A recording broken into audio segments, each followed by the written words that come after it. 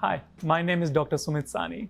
I'm a senior research fellow at the Kolling Institute, where I lead a pancreatic cancer research focused translational research team and working on finding new diagnostic and prognostic biomarkers for pancreatic cancer research, as well as novel therapies targeting to overcome chemoresistance in pancreatic cancer. Some of you might be acutely aware of the problems we are facing with pancreatic cancer. Despite improvement in surgical and oncological management, there has been hardly any increase in survival outcomes in the last 4 decades.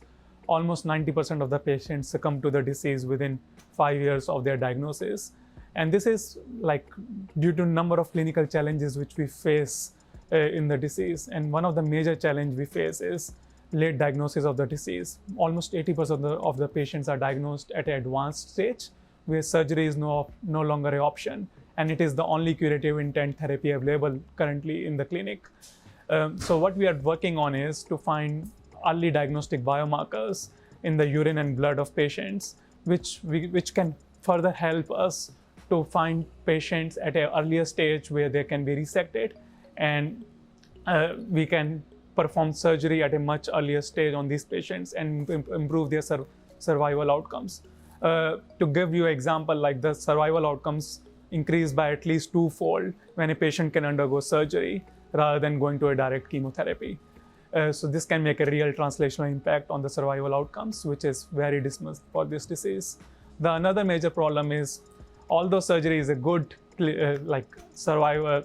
good treatment option, but a lot of patients, it's a highly morbid procedure, so they have a real detrimental quality of life after the surgery. So we really want to find out patients who benefit from surgery. So if performing a surgical, highly morbid surgery is really beneficial for them or not. So we are looking for blood-based prognostic biomarkers, where we can see if we can predict if a patient is going to benefit from this highly morbid surgical procedure. And this is one of the major aims we are also working on. The third major clinical problem we face is most of the patients get chemotherapy in case of pancreatic cancer, but majority of patients do not respond well to chemotherapy. And so we really need to find biomarkers predictive of if a patient is going to respond to chemotherapy or not. Especially in current settings, we are starting to give chemotherapy before surgery. And if a patient is eligible for surgery and they don't respond to chemotherapy, it's not actually a wise decision to give them chemotherapy before surgery. And we want to give them an informed choice if they want to undergo surgery or they want to undergo chemotherapy followed by surgery. And finding predictive biomarkers in blood of these patients is really useful to make these informed decisions. And that's what we are working on as one of the main challenge. And also working on making new therapies which can benefit patients who don't respond well to chemotherapy. And if we can make new combination therapies where we can resensitize these patients with chemotherapy-resistant tumors to chemotherapy by giving this new novel targeted therapies along with chemotherapy, might be really useful.